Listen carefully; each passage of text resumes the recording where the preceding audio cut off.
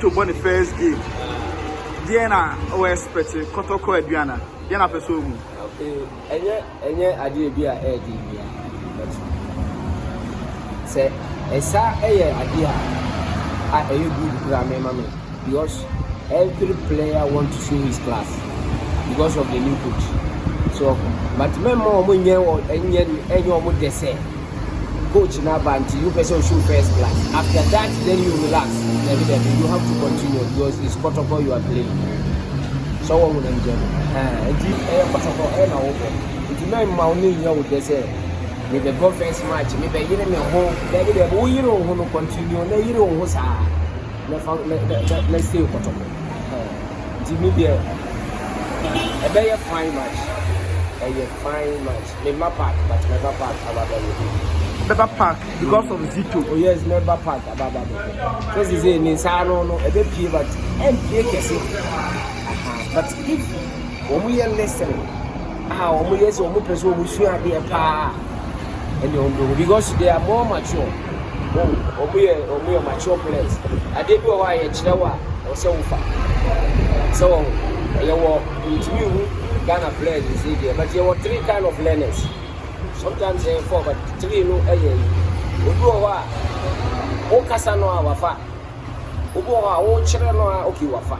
Ubuwa, this Utiano, but Mama Zito and Tiano, because Zito Tiano, why and so of course, you need it's member Tiano. Watch the first one on the packet, second one on the try, so what could you? So, okay. You have a good match. I'm telling you. Oh, I expect a winner in the first game. Me, I said, me expect to win. Because football is uncertain thing. We lose, go, but any lose, yes, any lose. Zito's appointment, no? Yes. Over fun is saying. Oh, who's a mechanical? I say, Kotoko. Here will be our book. You're switching me down. No more book to Achiba. And I'm what? Yeah.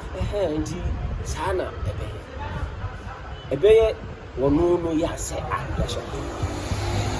so physically, morally, because we need to hold a ball. We need to talk about match. That's why I want to do.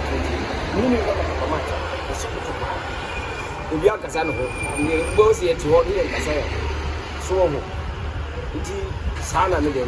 Kotoko, my legends, Kotoko former players, they say, I'm going to coach because I'm going to name you. Yes.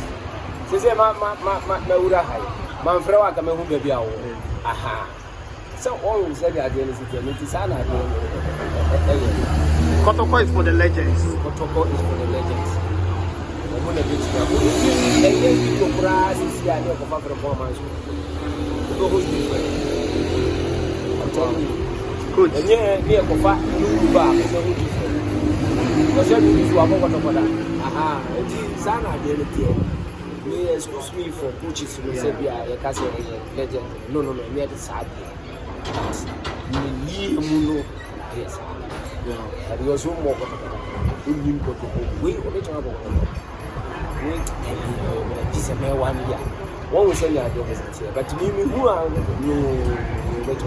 make the first one, the second one. That's what we get. Coach, that's bad for a time.